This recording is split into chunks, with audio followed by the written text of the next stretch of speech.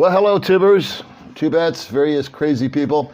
I'm back with my friend Stash Wagner.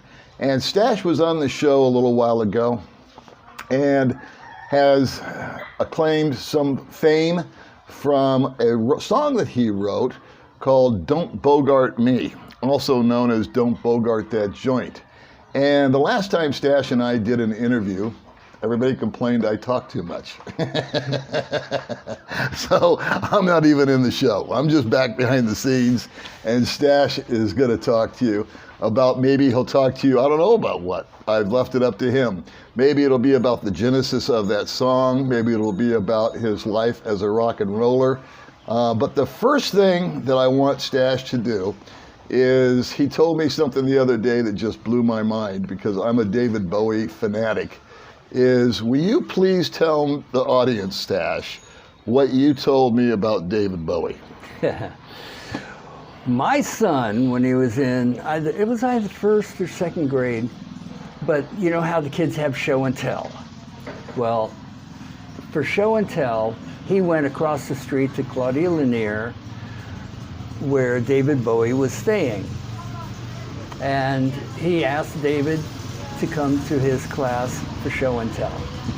So he actually brought David. David went along with it. And he actually brought him to his first grade, I think it was first grade class. And David did a show and tell.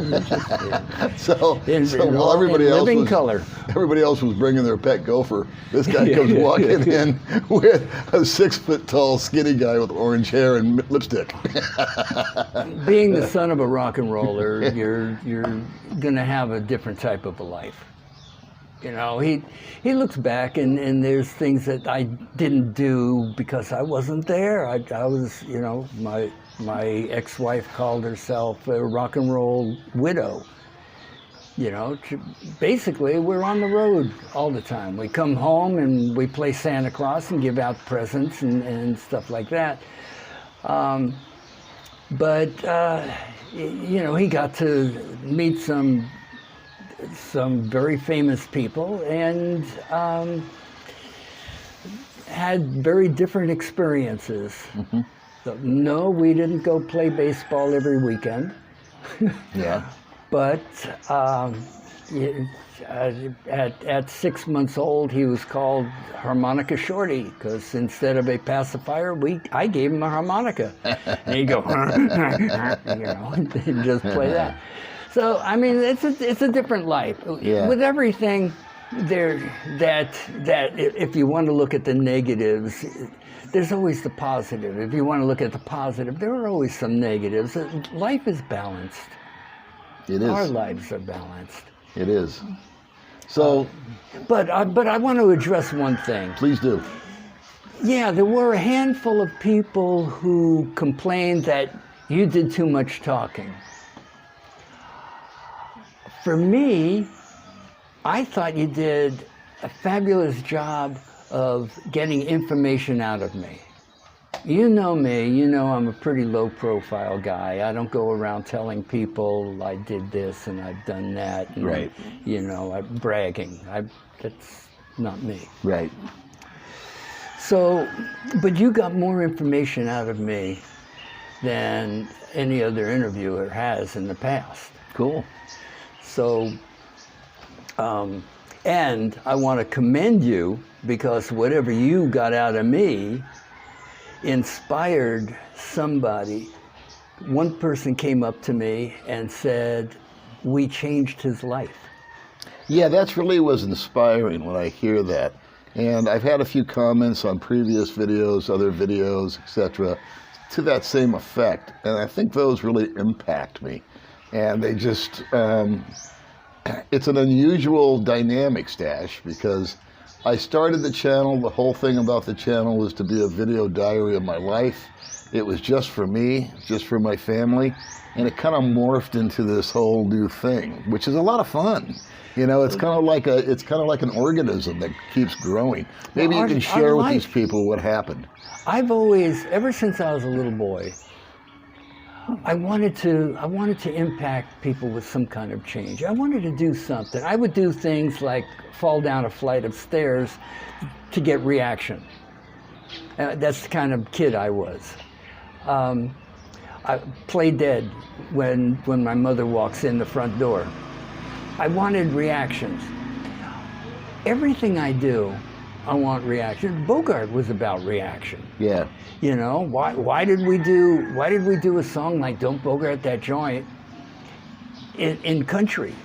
Yeah. Nobody would expect it. Right. Nobody, you know, we did stuff for shock value. Uh-huh. The things I did on stage, we had the Hollywood Bowl. We had this girl, photographer, and she was getting in our face, and Richie Hayward said, "Someone get rid of that photographer." And I walked over and I grabbed her, and her clothes just kind of ripped apart. And I pulled off my belt and started beating. I don't know, you know, it was all shock value. I'm beating this naked girl on the stage. It wasn't planned. It just, we did it, and everything was shock value back then. And it was, in fact, it went over so well that Frank Zappa actually hired her to come to the Whiskey A Go-Go where he was playing, and so he could do the same thing.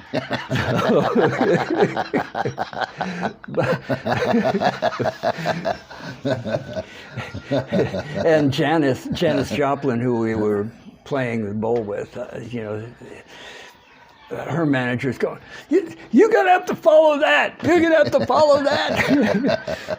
She had no problem following that. But anyway, but I like to do things and feel that there's a reason I'm doing them. There's a reason I'm doing this right now. I don't know what it is, but if we can affect, when I'm doing a gig, if I touch one person, then I've done my job. Yeah. If we, doing this, touch even just one person, then we've done our job. Yeah. We've done something for the good of at least one person, and there's always a residual effect to that. Sure. This one person who we've, quote unquote, changed his life, is now getting out of the house. He was a hermit. He wasn't living his life. He was missing life. And whatever we said inspired him to get off his butt and just start living his life and enjoying where he is. Yeah. We're in this fabulous tropical island here. Right. And he's sitting there watching TV, or I guess sometimes he's watching podcasts on YouTube. on YouTube. And he caught you. He's a subscriber of yours. He must have really been bored. He caught us, and so we've done something good. By just talking. Yeah. By spending an afternoon together. Yeah, for sure. So, I don't know. I'm not going to sit here and brag about me, so you're going to have to bring it out and have me answer questions. Okay, I want to hear about the genesis of Don't Bogart Me. You mean how it actually happened? Yeah, you wrote the song, and you told me the story. And I'd just like you to share it with the audience, how that came to be. And for those that don't know, because we might have some younger viewers on here, Don't Bogart Me is Don't Bogart That Joint, my friend. And if we can, we'll do a separate video maybe where you can sing the song.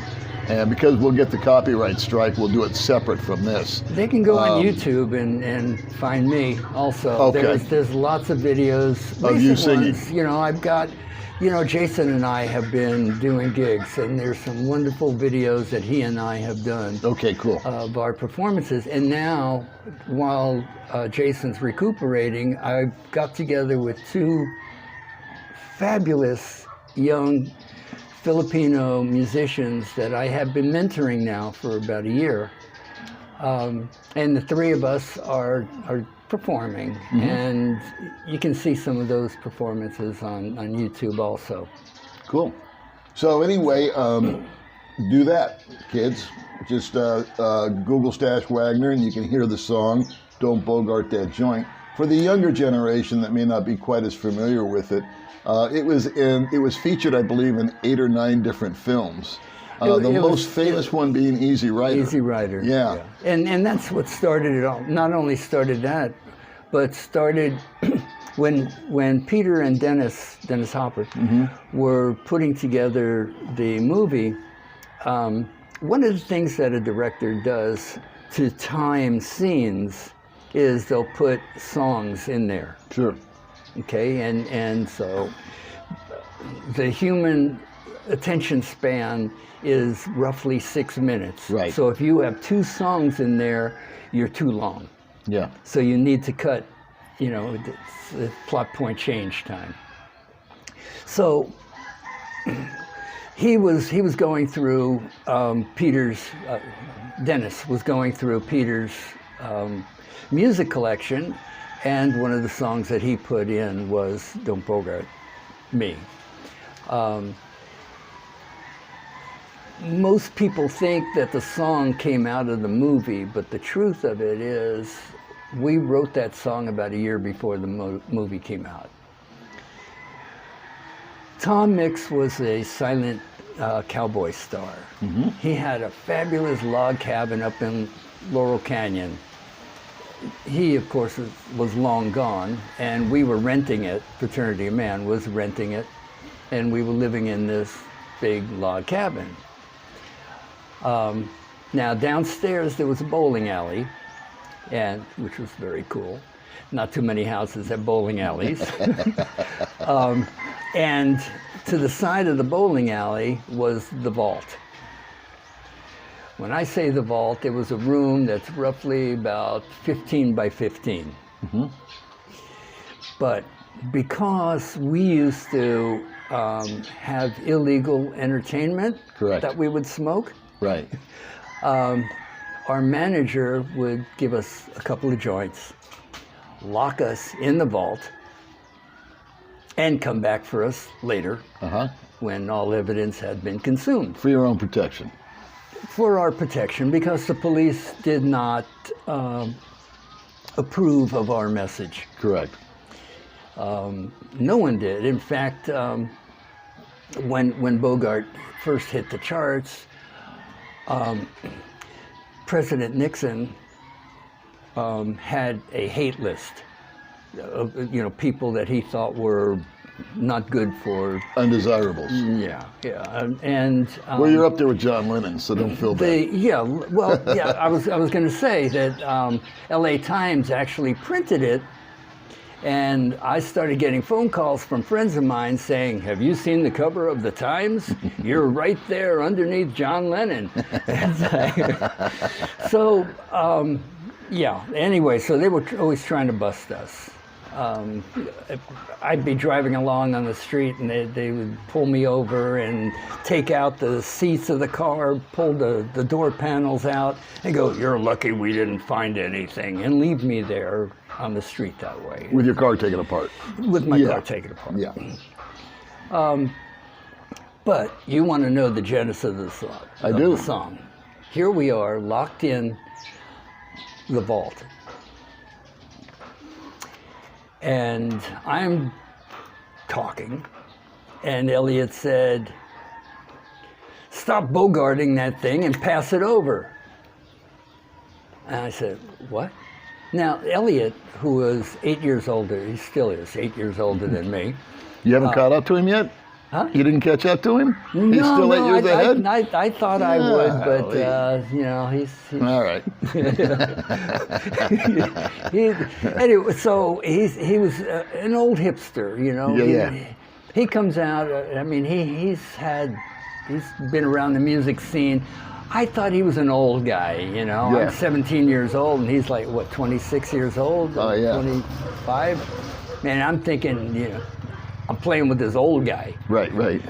Anyway, so Elliot says, don't Bogart that thing. Pass it over. I said, what does that mean? And he goes, Bogart, it's an old hipsterism. It's a Bogart, you know, a Humphrey Bogart would hold on to a cigarette or have a cigarette dangle from his lips and he'd talk. Well, if you're holding on to a joint long enough and it goes out, that's called Bogarting.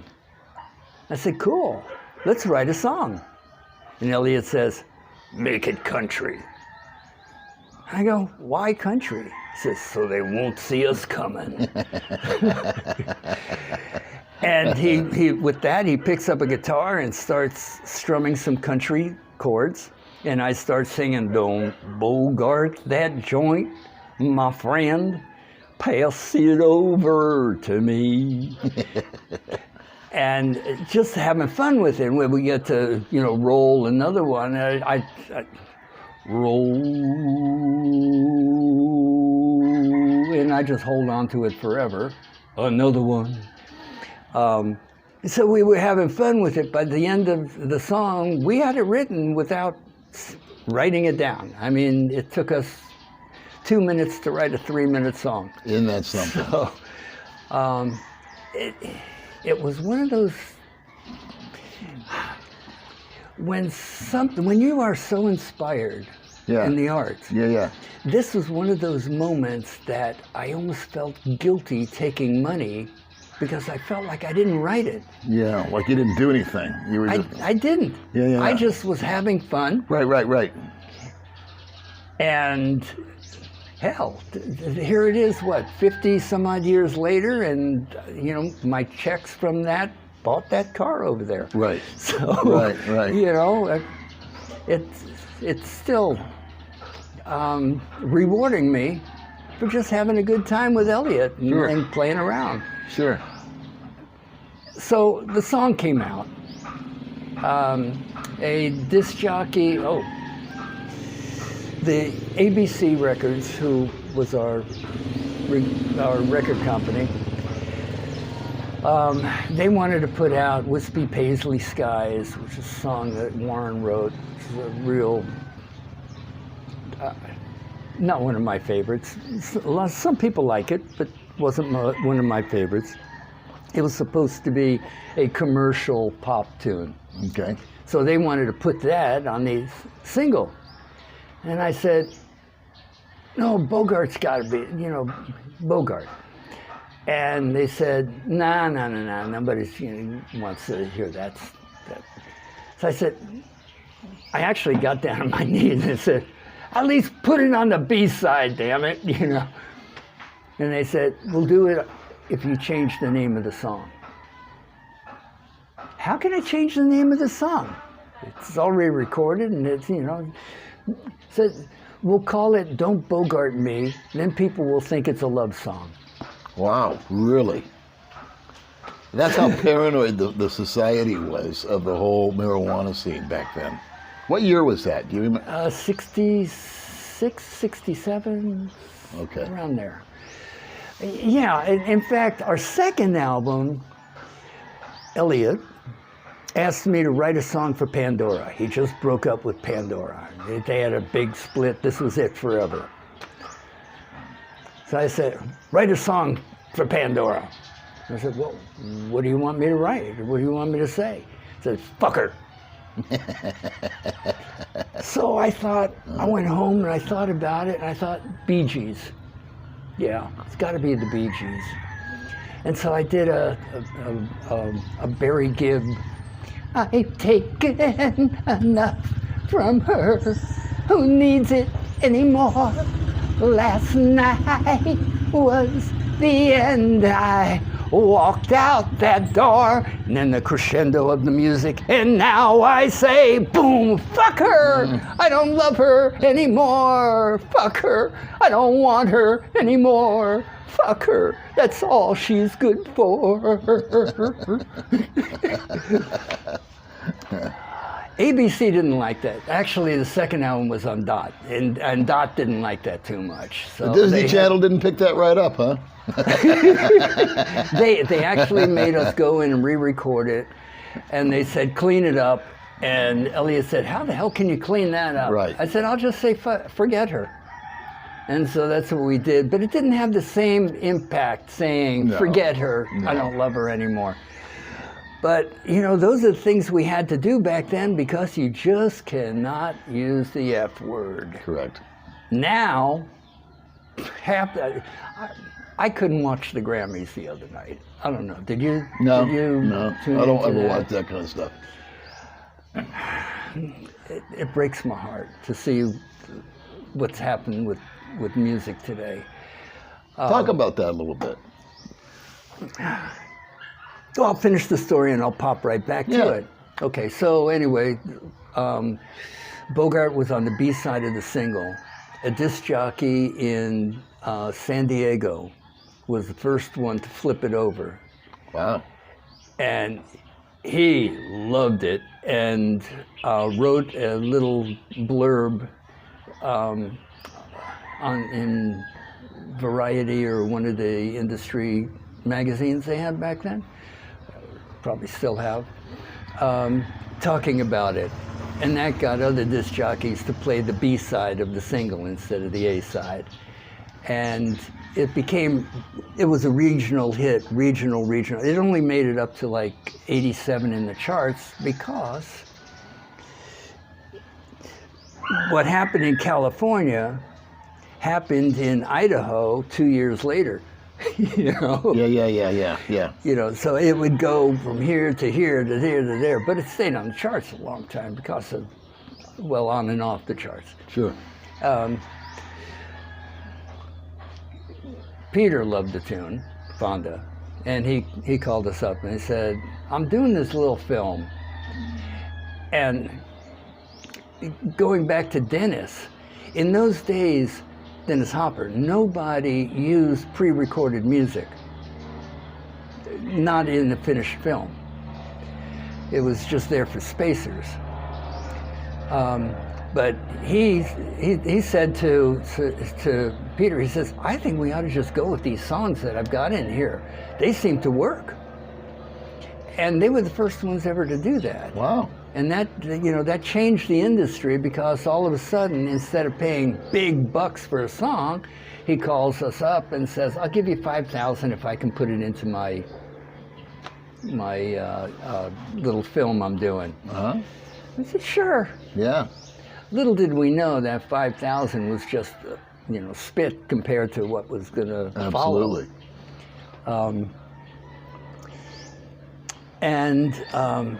So that's the story of Bogart. You know about as much about Bogart now as anybody. But getting to the music of today, computers have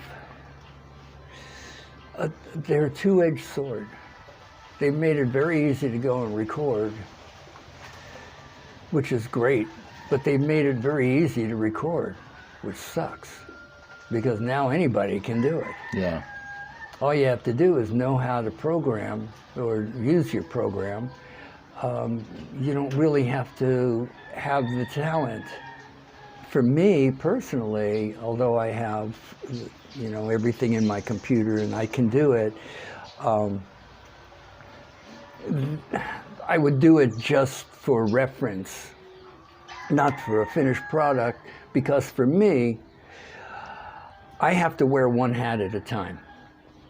I'm on one side of the glass or the other side of the glass. I'm the producer and I can produce, or I'm the artist and I can be an artist. Being on both sides of the glass doesn't work for me. Some people can do it. Right.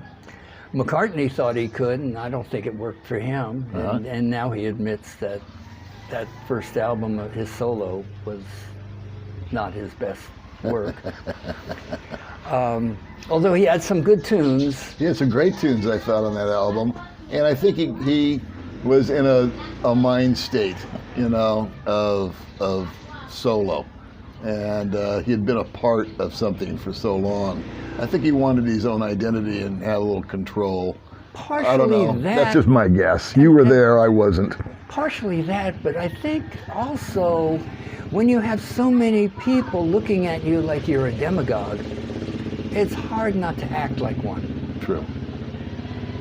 And so you can't put all your blame just on him. We're reactive, but Yeah. we are reactive beings.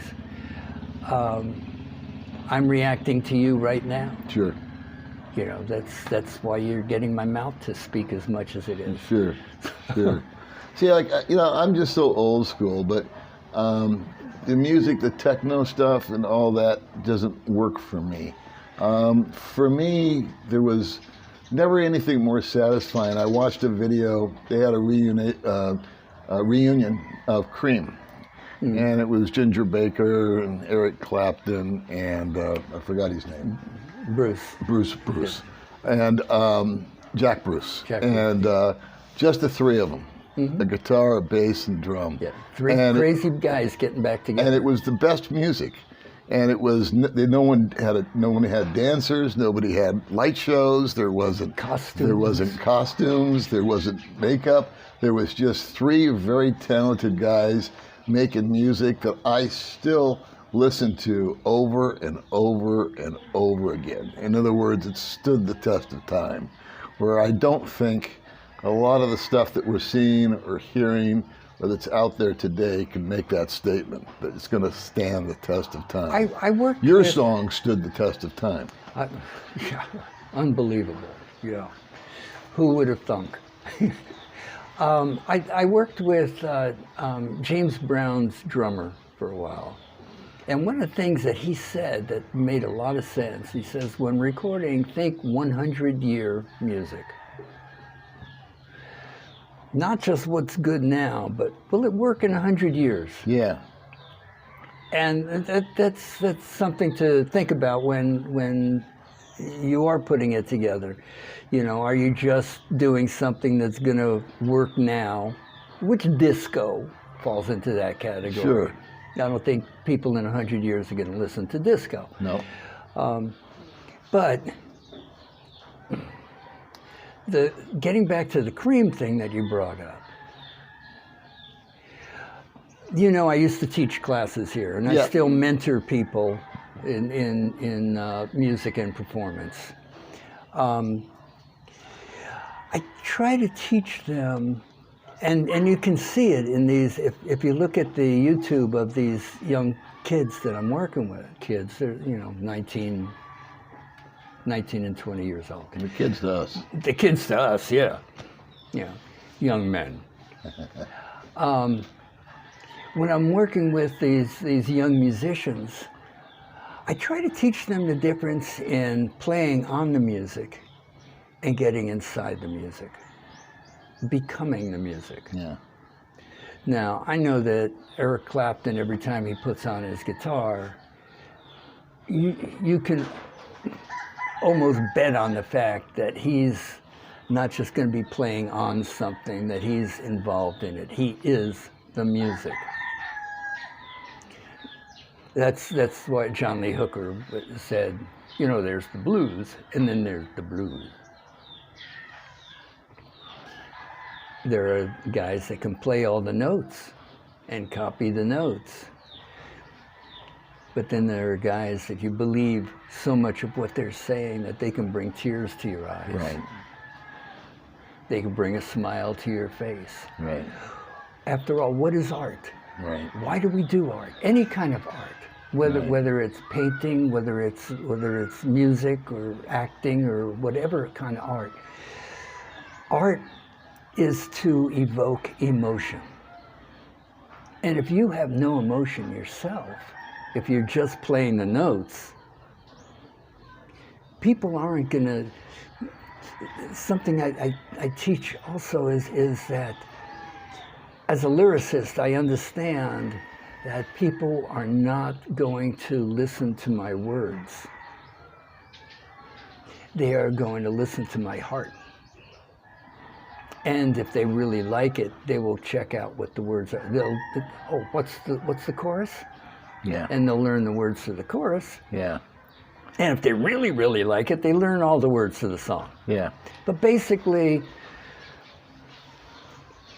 if you don't believe, if you don't own what you're singing or playing, if you don't own it, nobody's going to buy it. So you need to get, music is made up of two elements. And then there's a third that comes into it. But the two elements are, you have rhythm and you have melody. Put rhythm and melody together, you have a song. I said the third evolves, and that would be harmony. That adds some depth to it all. Mm-hmm. You listen to a lot of the music now, and they don't have a message, or if they do, okay, here's another thing. I've been asked, how do you write a hit record? Uh-huh.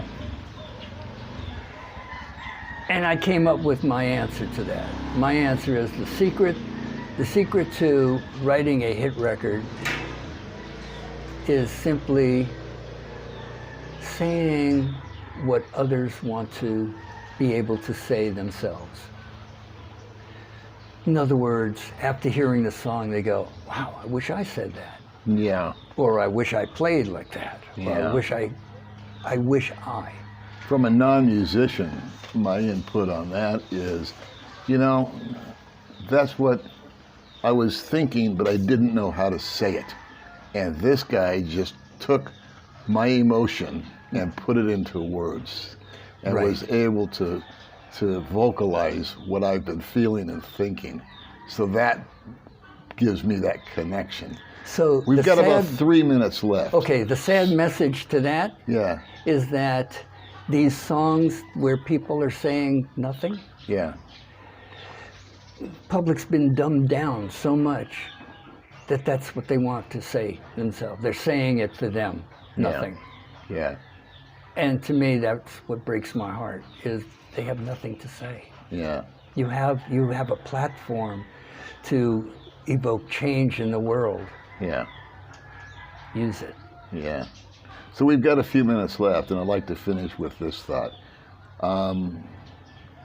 Music makes such a huge contribution to people.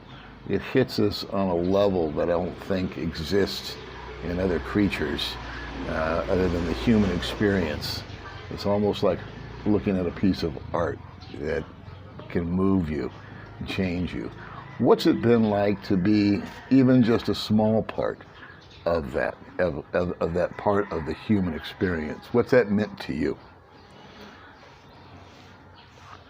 A lot. A lot. I don't know. It's really hard to put, because everyone's got their own individual story. Yeah. And one person who actually lives here on our island told me, you're responsible for me graduating college. Yeah. How did that? Well, because of Bogart and he goes through. And it's like my whole life was dependent on that song. Yeah. Influenced him. Yeah. So, everyone's got their own story. Yeah. And every time somebody tells me that I've touched them, just like the guy at the party the other day who told me that when he saw our video, that it touched him enough to want to change his life and start enjoying the island that he's living on. That touches me as much as the fact that it changed somebody's world to go to college and graduate and all that. All these stories, and when some of the comments that we got the last time we were they touched me so deeply. Some of them brought tears to my eyes, tears of happiness. Awesome. I was truly touched. That's why I do it. That's why I entertain. That's why I still go out to touch people. Well, folks, I'm going to ask you to do us a favor. We're going to wrap it up because we're out of time. But Stash has, again, I thank you for your time. your candor, your honesty, what you've shared with the world. What I would ask of the viewers is to please leave a comment for Stash and let us know what you think. And from one old dog to another, Stash, I wish you a good one, and we will be seeing you again soon.